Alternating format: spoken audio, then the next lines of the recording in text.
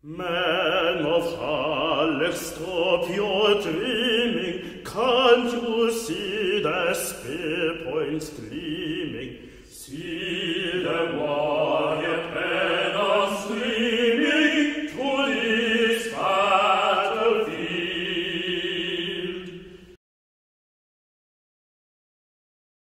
So that's the preamble. Next section here.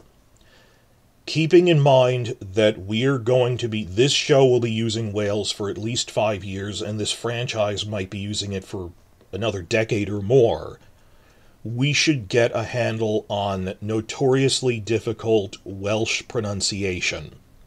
Because the parts of Wales they're filming in are northwestern Wales near Snowdonia National Park, the very northwest corner. And you can see on a language map here, this is one of the areas where people report that at least half the population or more knows how to speak Welsh. But not just for local spy reports, it's even in print. Throughout the summer, when I was presenting these reports, people would point out to me in the comments who are from Wales, "Oh, you're pronouncing it wrong, we have different spelling rules." I embarrassed myself with that, so this is my penance for that, out of respect. A quick and dirty guide to the major rules of how to pronounce a Welsh word when it's written out. Now, I will fail in this because I'm not a native speaker. Even like French, which I took for years, I'm not really good at pronouncing. So some of this I won't get right, and some of these are sounds that don't exist in English, but these are just the general rules of thumb, so when you're going through, you don't completely embarrass yourself. Like when Bender on Futurama is trying to speak Spanish, and he goes, "Ole, padre, let us eat guacamole," and he doesn't even know the first thing about the pronunciation rules. So, quick slides, and again, on a scale of years, we'll need to familiarize ourselves with the pronunciation rules. First off, I had to learn this because I do this all the time. The stress in Welsh words is usually on the second syllable, not the first syllable. So the name of the big quarry set they built Harrenhal in is Dinorwig. I've been saying with the stress in the first syllable, so my outrageous New York accent, which I try to hide, I'd be saying Dinnerwig, because I'm stressing the first syllable. It's Dinorwig. The second, try to stress the second syllable. Don't just instinctively stress the first one. Welsh has some different spelling rules. But once you understand, and people go, "Oh, I can't pronounce this word," the vowels are, once you understand the spelling rules are different, they're pretty consistent, actually. First slide here. Two D's together actually represents the TH diphthong sound, as in bath or the. Important for us because one of the main counties they're filming in is spelled Gwynedd, but it's pronounced Gwynedd. Understand that this means TH, you're fine. You will also see TH in other words because there is a slight difference between TH and the two Ds, but really only something a native speaker would pick up on. It's like, the way I saw it explained is that TH represents the softer the, as in think, versus two Ds is the stronger TH diphthong, as in the, like think versus the. You hear there's a slight difference, it's the stronger one. This is just a rough, quick and dirty outline for the gist of it.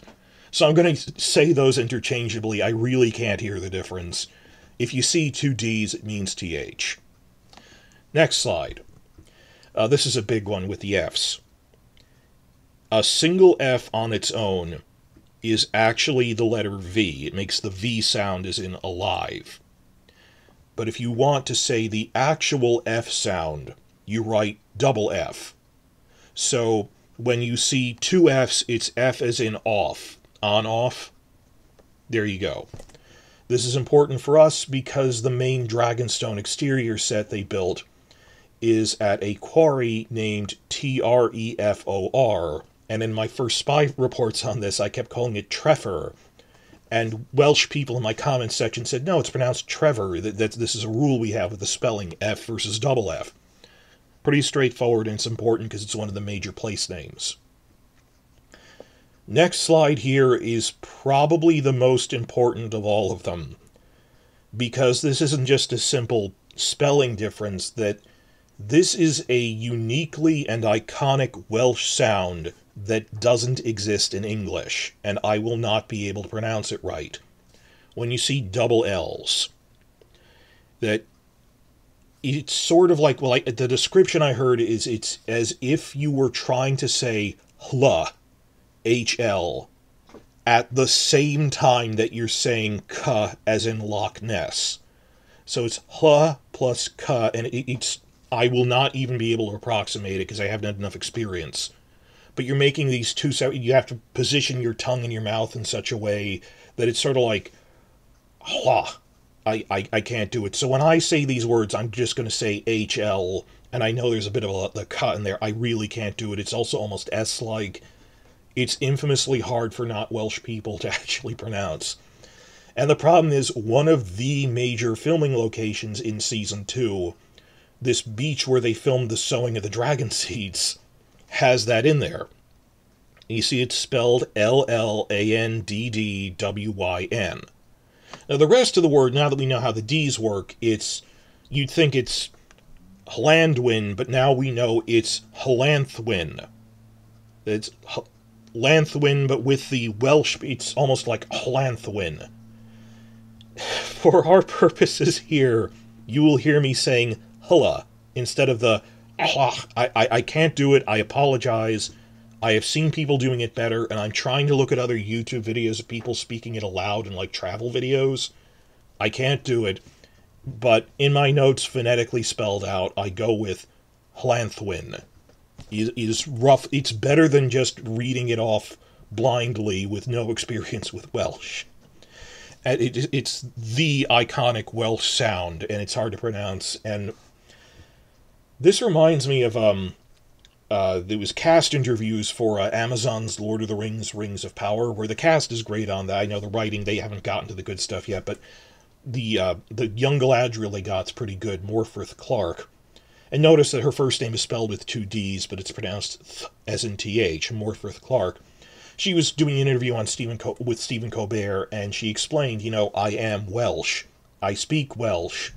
So it was a lot easier for me to learn how to speak Elvish, because Elvish is loosely a fantasy version of a Celtic language.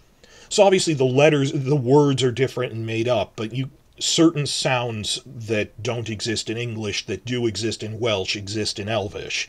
So when she had to say, see it like loch, hla, she said, I already know how to pronounce that sound. It's a sound that, like, if I had to speak like one of those Chinese tonal dialects or one of the Xhosa Southern African language where there's clicks in it, I physically have no experience making those sounds.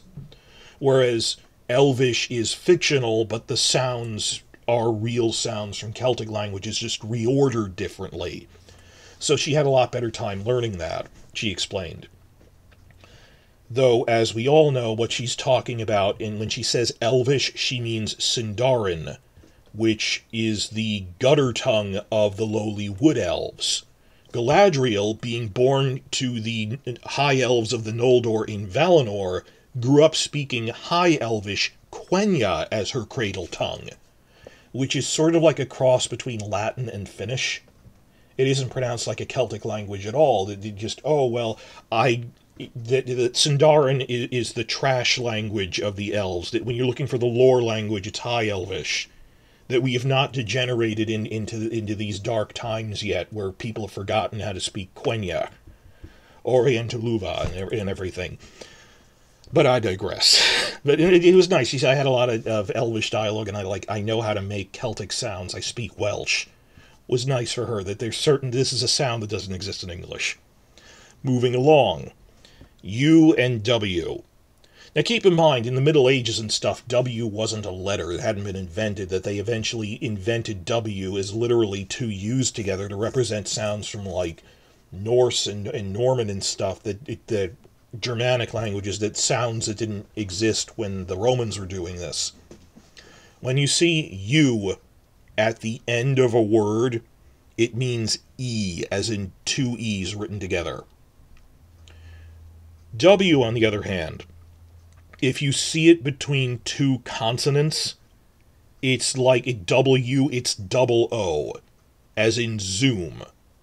Better thing would be because it's W, two U's. Think the exact example is vacuum. The W within the word vacuum. That's how to pronounce it. So, it's like omega. So, that's only when it's the between two consonants, however. When you see W next to another vowel, like I or Y, it won't do that. So, Dinorwig quarry is not pronounced Dinor-uig. That's a mistake I made for like a few days before. Then, when it's next to another vowel, it doesn't do that. When it's the only vowel, when it's between two consonants, it's oo. But Gwyneth isn't some Gwyneth or something. It's Gwyneth and Dinorwig. But at certain times you'll see it as oo. But okay, that's a pretty straightforward. That's just how we write the oo sound. We use different letters to represent that. Next is, apart from the HL thing, this is probably the most important slide on here. How they use the letter Y, which is pretty versatile in English to begin with. Y is U, as in as it not the oo sound in vacuum, it's U as in put, short U, or and it has many variant uses. First off, it can even be a standalone word. You will see E, and you think, is that E like in Spanish? No, it's, when you see Y as a standalone word, it's pronounced like as in UH, And it's pretty common because it's actually the definite article, the.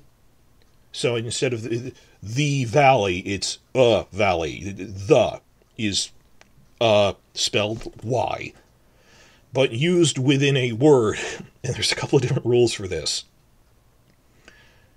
It's usually the sound in the middle of words. But, crucially, when Y is the last syllable of a word, it switches to a short I sound. So the word for mountain is spelled M-Y-N-Y-D-D. You pronounce the first syllable mun, because it's but the second syllable, well, the two D's are th, that's th. It's N short I th. It's munith, is how you pronounce the word for mountain. That Y is short U, except when it's the last syllable when it's an I. And another one that'll be coming up a lot is the word for valley, D-Y-F-F-R-Y-N, combining that. Remember, double F is regular F sound, not a V sound. Duff, rin. Duff, because it's in the first syllable, but if it's like 3 or 4 syllables, it'll be every time, but except for the last one, which is rin. And moreover, when it's combined with there are other diphthongs I'm not going to get into. I'll handle this on a case-by-case basis if it comes up. But again, when it combines with, when you see W-Y, or just as W and I can mean win, W-Y-N is win, it combines with other things in different ways, and you have to remember them. But the big one is generally it's It can be used as a standalone word, the definite article, but the last syllable it switches to in. So, munith, duffrin, things like that.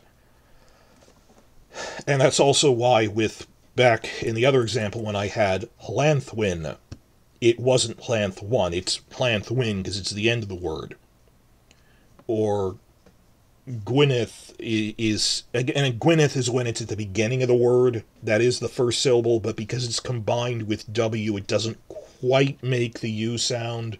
It's a diphthong that doesn't exist in English, but it's not quite the same thing. This is just so we don't embarrass ourselves by saying, like, Trevor when we mean Trevor. I don't expect us to get this entirely right. This is just baby steps in the general direction. A couple of other rules just quickly on one slide here. C is always hard like K, and G is always hard as in gone. There is no J sound, which is actually, I know it's a Celtic language, these are actually the rules Latin had. I took Latin for my medieval stuff, that C is always hard, G is always hard, because K and J didn't exist in Latin. They came in from, well, K came in from Greek, J came in later. It wasn't really the same sound. Moreover, they don't quite have the CH sound as in church. They have that huh sound, but the HL thing, it's different. When you see CH, it's always as in the Scottish loch, as in Loch Ness. Never ch as in church. Never read that as a ch sound. And other little things, when you see RH, it didn't really come up in the places we had for Season 2, but RH means HR. So when you see RHAG, that's harag. And letter S is always S, soft S. It's never Z, as in laser.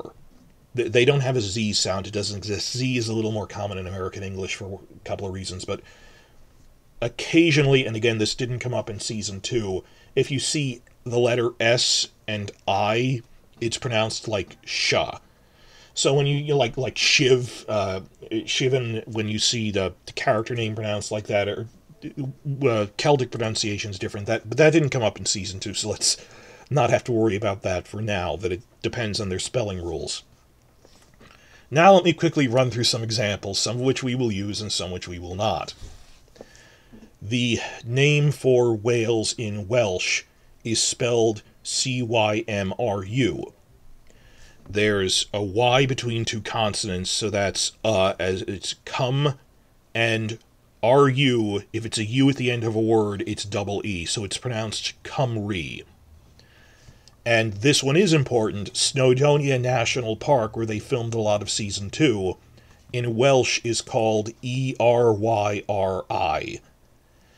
The Y is like a U, so it's Eryri. I already mentioned that the county, the mainland county they're filming on is pronounced Gwynedd because of the double D thing.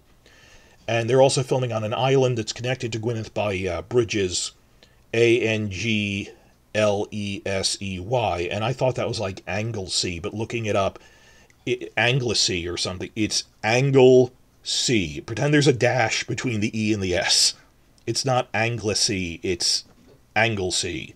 Because once you know the pronunciation, the spelling rules, oh, that's how we, DD is how we write TH and stuff, it's surprisingly phonetic, the spelling of Welsh. It's usually, and I'm so used to reading in spellings from like French and stuff, that no, why are you making le C? Or I tend to slur things because of all the French stuff I've taken, but it's Anglesey, just slapped together like that.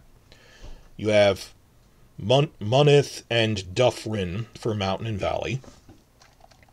And now we get to the proper names of places that did come up in Season 2. Trevor Quarry, spelled with one F, that's a V sound. Dinorwig Quarry, where they built Harrenhal, stresses on the second syllable. A few other places like Penman is pronounced how it's spelled. Beaumaris is next to Penman, but it's not Beaumaris is how you'd say that in French, but it's Beaumaris, because the stress is on the second syllable. I already mentioned Llanthwin Beach, where they're going to be doing a ton of stuff. And another beach that they briefly filmed on is spelled Porth, Y is a standalone word, Cych. Well, that's Porth, spelled pronounced regular. Then the Y standalone is and Y in the middle of a word like that, if it's standalone, it's U sound. So it's sort of like Porthacuch. Porthacuch, because it's the lock sound. And another place that they filmed was Llanavir. Well, they didn't film, but they had to go through this. Was Llanavir Pwlch Gwyngyllch. Infamously, this place has a longer name than that, which they made as a tourist trap, but the bridge between Gwynedd and Anglesey goes through this town, which is famously has this really long and hard to pronounce Welsh name. But if you break it up into parts, it's pretty straightforward. It's the double L sound, so it's Hlan. I can't pronounce it, but it's Hlan. F on its own, so it's Vire. And the W on it in there is the U is in vacuum, so it's poof. I looked at someone pronouncing this, and it's like, I would say puho, but they had a lot, it was almost like a sh sound in there. But then GWYNG is the uin. It's just gooing, and then gill. So my best approximation, this is considered a shibboleth of being able to speak Welsh, and I can't do it, is Llanfair Pwll Gwyn Gylch. And I've heard someone pronouncing it better than that, and it's just, oh, we were passing, they would have to drive through there to get from Dinorwig to Llanthwyn Beach. Oh, we went through that famous town with the hard-to-pronounce name. I know I've taken a lot of time going through all of this, but again, we will be covering Wales on a scale of years, and I want to get the names right.